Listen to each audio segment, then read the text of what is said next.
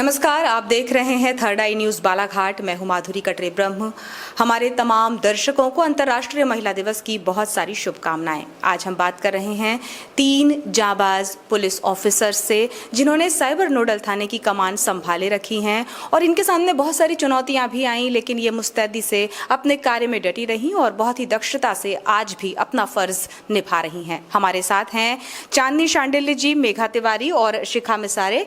ये तीनों ही इस नोडल थाने को संभाल रही हैं। सबसे पहले तो आप तीनों को बहुत सारी शुभकामनाएं। और चांदनी मैडम, चूंकि आप यहाँ काफ़ी लंबे अरसे से काम कर रही हैं, तो इस बातचीत की शुरुआत आपसे ही करते हैं। पुलिस में आने की मंशा कैसे आई मन में? क्या पहले से सोच रखा था कि मैं इस फील्ड में आऊँगी? ऐसा सोच के तो नहीं रखा था, पर जब वैकेंसीज़ आई और उस टाइम पे बहुत अधिक मात्रा में वैकेंसीज़ आ रही थी, तो हमने भी सोचा कि एक रोज़गार एक अच्छा मौका है, तो हमने इसमें इंटरेस्ट दिखाया, फॉर्म भरा और लकीली हमारा सिलेक्शन हो गया। तो अच्छा एक्सपीरियंस है। जब से हमको आज लगभग 12 साल हो गए पुलिस विभाग में और बहुत अच्छा एक्सपीरियंस रहा हमारा। पुलिस थाने से लड़कियां अक्सर दूर रहती हैं, महिलाओं में एक हिचक रहती है। आपके साथ कैसा रहा ये सफ़र? शुरुआत में हमारे साथ तो था, लेकिन जब आए विभाग में आए तो समझ में आया कि जितना लोग पुलिस से डरते हैं उतना डरने वाली कोई बात नहीं है। पुलिस विभाग जो है महिलाओं के लिए और सभी आम जनों के लिए एक मित्र की तरह है और इस तरह का एटमॉस्फेयर भी आजकल बन गया है कि जो भी पुलिस लोग डरते थे, अब वो बिल्कुल बहुत सही तरीके से समझते हैं कि पुलिस उनकी मित्र है, उनसे घबराने वाली कोई बात नहीं है। जी मेघा जी, आपसे जानना चाहेंगे कि महिलाओं के लिए जागरूकता, विशेष तौर पर साइबर जागरूकता कितनी ज़रूरी है, क्योंकि किस तरह के अपराध जो देख रही हैं आप इस वक्त, कितना आवश्यक है महिलाओं को जागरूक होना? महिलाओं को जागरूक होना बहुत ज़रूरी है, चाहे आप सोशल मीडिया पे देख लीजिए या फाइनेंशियल फ्रॉड पे देख लीजिए। मतलब महिलाएं सोशल मीडिया पे भी बहुत एक्टिव है, आपने देखा होगा। तो हम सोशल मीडिया सारे चला तो लेते हैं, पर हम उसमें वेरिफिकेशन नहीं डाल पाते। जैसे कि व्हाट्सएप पे 2 स्टेप हो गया, इंस्टा पे, फेसबुक पे हमने, जैसे अभी आपने देखा होगा कि कलेक्टर साहब की आईडी पे, तो उसमें गलती कहाँ हो रही थी? जिन लोगों ने फ्रेंड रिक्वेस्ट एक्सेप्ट करी थी, मतलब आपने आईडी की रिक्वेस्ट देखी तो आपको जाके अबाउट में ये चेक करना चाहिए था कि वो आईडी क्रिएट कब की गई थी। अगर अपन क्रिएट करते उसके फॉलोवर देखते कि जैसे हम नॉर्मल दुनिया में देखते कि कौन व्यक्ति कब हमसे मिला था, वैसे अगर मैं वर्चुअल प्लेटफॉर्म पे भी लोगों को जानना चालू करें पहले और फिर हम दोस्ती करना चालू करें कि अगर किसी, क्योंकि सोशल मीडिया पे आप ये नहीं बता सकते कि सामने वाला व्यक्ति ही है या सी है।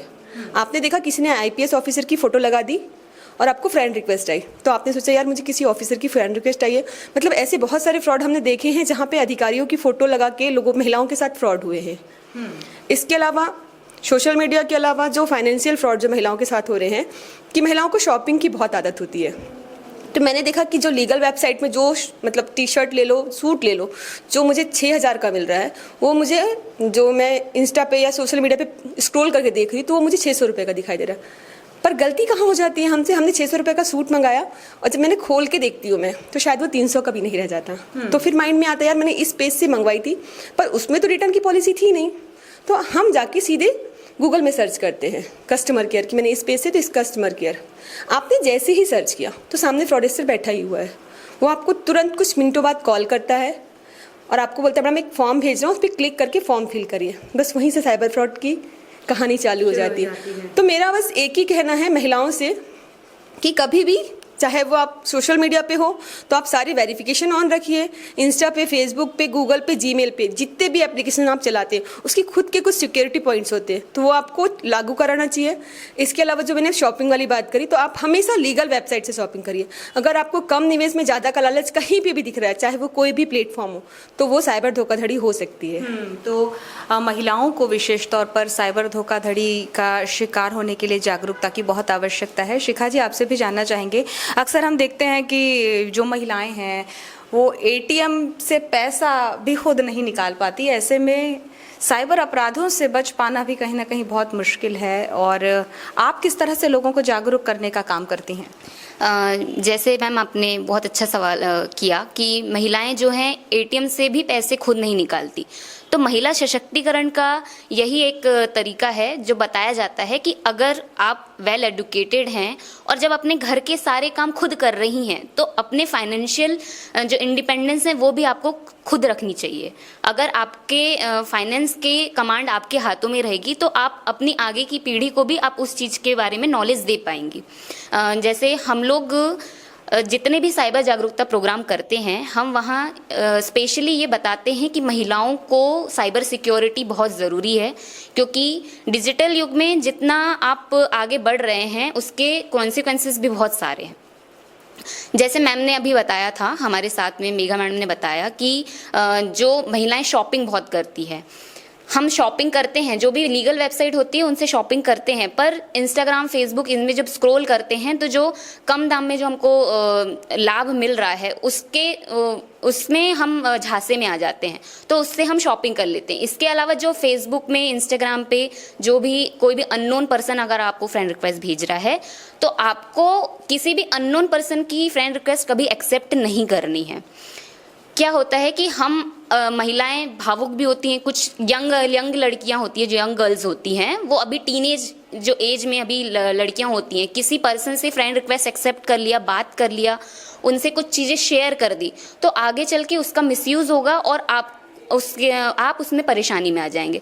तो इस बात का आपको ध्यान रखना है कि अपनी सिक्योरिटी अपने हाथों में है, इस बात का ध्यान रखें। जी चांदनी जी, आपसे ये जानना चाहेंगे हम कि जिस तरह से महिलाओं के साथ अपराध हम बढ़ते देख रहे हैं, कुछ पॉर्न साइट्स भी होती हैं जिसमें एआई का इस्तेमाल करके महिलाओं को परेशान किया जाता है, तो इस दृष्टिकोण से अगर देखें तो किस तरह का संदेश आप देना चाहेंगी? इस एआई के युग में महिलाएं किस तरह सावधान रहें? देखिए, सावधानी सबसे पहले तो ये बरतनी है कि अगर आप सोशल मीडिया इन्फ्लुएंसर नहीं है और नॉर्मली अपनी फ़ोटोज़ अपने सोशल मीडिया अकाउंट पर डाल रहे हैं तो सावधान रखें कि अपने अकाउंट को प्राइवेट रखें। कुछ है जैसे कि अननोन, जैसे बाकी लोगों ने बताया कि अननोन फ्रेंड रिक्वेस्ट को एक्सेप्ट ना करें। और अगर आपके साथ में कभी ऐसा होता है कि आपकी फ़ोटो मॉर्फ होकर किसी एआई जनरेटेड फ़ोटो कहीं पे वायरल हो रही है, तो सबसे पहले आप NCRP पोर्टल 1930 पे कंप्लेंट करें। साथ ही एक वेबसाइट है stopncii.org, उस पर आप कंप्लेंट रजिस्टर कर सकते हैं। जितने भी सोशल मीडिया अकाउंट्स पे आपकी जो मॉर्फ फोटो कहीं वायरल हो रही है तो उसके माध्यम से वो हटा दी जाती है। जी, आप साइबर सेल देख रहे हैं, आप तीनों ही, कैसा अनुभव रहा यहाँ पर काम करने का? किस तरह के चैलेंजेस सामने आते हैं? चैलेंजेस तो जो नए नए टाइप के फ्रॉड आ रहे हैं, पहले ऐसा होता था कि एक सिंपल फ्रॉड था कि लोगों को फ़ोन आता था कि हम बैंक अधिकारी बोल रहे हैं, आपका डेबिट कार्ड बंद होने वाला है या क्रेडिट कार्ड बंद होने वाला है। लेकिन जैसे जैसे समय बढ़ता गया, UPI आया, UPI से फ्रॉड होने लगे, फिर धीरे धीरे .apk जो अभी एक चल रहा है कि .apk फाइल के थ्रू फ़ोन व्हाट्सअप हैक होने के बाद जो अकाउंट से ज़्यादातर पैसे लोगों के कट रहे हैं, वो एक सबसे बड़ा चैलेंज है। तो समय के साथ साथ हमने ये देखा कि जैसे जैसे कोई नई चीज़ आती है उसी तरह के फ्रॉडस्टर लेकर आते हैं। एक अभी जो ट्रेडिंग इन्वेस्टमेंट वाला था, ट्रेडिंग के नाम पे बहुत सारे फ्रॉड होते हैं। एक अभी जो अपना SIR फॉर्म था, उसके नाम पे APK फाइल भेज के। तो समय के साथ फ्रॉडस्टर भी उतने एडवांस हो रहा है, तो ये फ्रॉडस्टर एडवांस हो रहे हैं लेकिन पुलिस भी उतनी एडवांस होती जा रही है। जैसे आपको पता होगा कि अभी एक 40 लाख के फ्रॉड में आरोपी पकड़ के लाए गए थे, और SP हमारे कलेक्टर सर जो है उनकी फेक ID बनी थी जिसपे मेघा मैडम ने बहुत काम किया। उसमें एक आरोपी हमने कच्छ राजस्थान से पकड़ के लाए थे। तो समय के साथ चैलेंज भी बढ़ते जा रहे हैं लेकिन पुलिस भी उतनी एडवांस होती जा रही है। तो साइबर फ्रॉडस्टर को समझ में आ रहा है कि पुलिस एडवांस हो रही है, तो बहुत सारी जगह पकड़ाए जा रहे हैं आरोपी। जी, तो पुलिस एडवांस हो रही है, बहुत अच्छा लगा ये जान करके। लेकिन ये जो दोहरी भूमिका महिलाओं को निभानी होती है, उन्हें अपने परिवार भी देखना है, अपने बच्चों का पालन पोषण करना है, अपनी जिम्मेदारी उठानी है, अपने कर्तव्य की भी जिम्मेदारी बखूबी निभानी है। आपको लगता है कितना मुश्किल है या कैसे आप लोग कर पाते हैं ये? मुश्किल तो है, मतलब मैं एक माँ हूँ तो थोड़ा मुश्किल है, पर अगर आपके काम की सराहना की जाती है तो आपके वो मुश्किल पल सराहनीय हो जाते हैं, मतलब थकान आपकी मिट जाती है।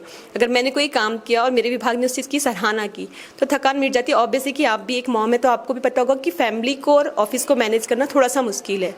जी, पर अगर आपके काम की सराहना हो रही है और हमने ये काम खुद चुना है तो हम गर्व से करते हैं और सम्मान के साथ कर रहे हैं, तो खुशी है मैडम मुझे इस चीज़ की। तो आपको इस वर्दी के साथ सामंजस्य स्थापित करने में अपने परिवार के, अपने संबंधों के साथ कैसी चुनौती लगती है? किस तरह से लेती हैं आप इसे शिखा जी?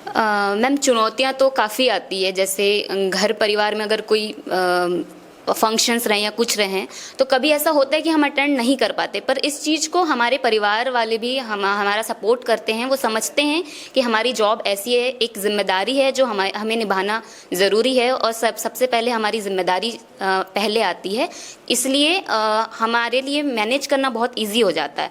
और जैसा एज़ यूजुअल ये हमारा काम है, हमने ही इसे चुना है, तो हमारी रिस्पॉन्सिबिलिटी पहले आती है, जनता के प्रति हमारा काम पहले आता है। तो चैलेंजेस तो आते हैं, पर हम एक्सेप्ट करते हैं और उसे बखूबी निभाते भी हैं। जिस तरह से दौर बदल रहा है, आने वाले समय में तमाम लड़कियों को जो इस वक्त आपको देख रही हैं, जो तैयारी कर रही हैं सेना में जाने की या खाकी वर्दी को धारण करने की, उनके लिए क्या कहना चाहेंगे? किस तरह वो अपने लक्ष्य को लेकर ईमानदारी से जुटी रहें? जी, तो जैसे आपने कहा कि जो लड़कियां भी आर्मी में ज्वाइन करने के लिए या फिर किसी डिपार्टमेंट में, डीएफ में, फोर्सेस में जाने के लिए जो तैयारियां कर रही है, मैं उनसे कहना चाहूँगी कि आप बिल्कुल लगे रहें। ये पहले होता था कि जो सिर्फ आर्मीज़ में सिर्फ पुरुष ही जा पाते थे, पर आज के तारीख में महिलाओं की भी आर्मी फोर्सेस में बहुत अच्छी भूमिका रही हैं, बहुत अच्छे अच्छे पायलट्स निकल के आ रही हैं। तो हमारे देश को महिलाओं की भी उतनी ही ज़्यादा ज़रूरत है जितनी पुरुषों की। तो मैं कहना चाहूँगी कि अगर आप फोर्स में आना चाह रहे हैं तो ये बहुत गर्व की बात है हम महिलाओं के लिए कि हम पुरुष के बराबरी में साथ में रह के काम कर पाएं। जी, आपका क्या कहना चाहेंगे मैम? बिल्कुल, अगर आप फोर्स में आना चाहते हैं तो बेझिझक आइए। अब माहौल बहुत चेंज है, और पुलिस विभाग में मुझे लगता है कि मुझे बहुत सेफ़ लगता है कि अगर मैं किसी और विभाग में रहती तो ऐसा लगता कि कहीं सेफ़ नहीं है, लेकिन जब हम पुलिस में नौकरी में है तो बहुत सेफ़ फील करते हैं। परिवार की तरफ से भी बहुत सपोर्ट मिला है, तो पुलिस विभाग में अगर कोई आना चाहता तो ज़रूर आए। कोई ऐसी कोई प्रॉब्लम अभी तक हमने तो फेस नहीं की। मेघा जी, आप? मेरे ख्याल से मैडम, श्रृंगार करती हुई स्त्री से ज़्यादा अच्छी है संघर्ष करती हुई स्त्रियाँ। तो मुझे भी गर्व है कि मैं इस विभाग में हूँ। समस्याएं आती हैं, मुझे ऐसा नहीं लगता, जो हाउस वाइफ है उसके साथ भी बहुत सारी समस्याएं हैं, पर हमारे साथ एक प्लस पॉइंट भी है। ठीक है, समस्या है कि हम फाइनेंशियल भी स्ट्रांग है, और मेरे ख्याल से जॉब करती हुई महिलाएं फिजिकली भी स्ट्रांग रहती हैं, क्योंकि हमको पता है कि हमको अपना कर्तव्य पूरा करना ही है। तो फिजिकली स्ट्रांग रहना है, इकोनॉमिकली स्ट्रांग रहना है, मेंटली स्ट्रांग रहना है। और तो ये 3 स्ट्रांग महिलाएं हमारे साथ थी, शिखा मिसारे, चांदनी शांडिल्य और मेघा तिवारी, जिन्होंने साइबर नोडल थाने की कमान संभाले रखी है। बहुत बखूबी अपना काम ये कर रही हैं। आप तीनों ने थर्ड आई न्यूज़ से बात की, आपका बहुत शुक्रिया। हमारे साथ ही साइबर नोडल थाना की 3 जाबाज ऑफिसर्स। थर्ड आई न्यूज़ की विशेष पेशकश आप देख रहे थे। अब दीजिए इजाज़त, नमस्कार।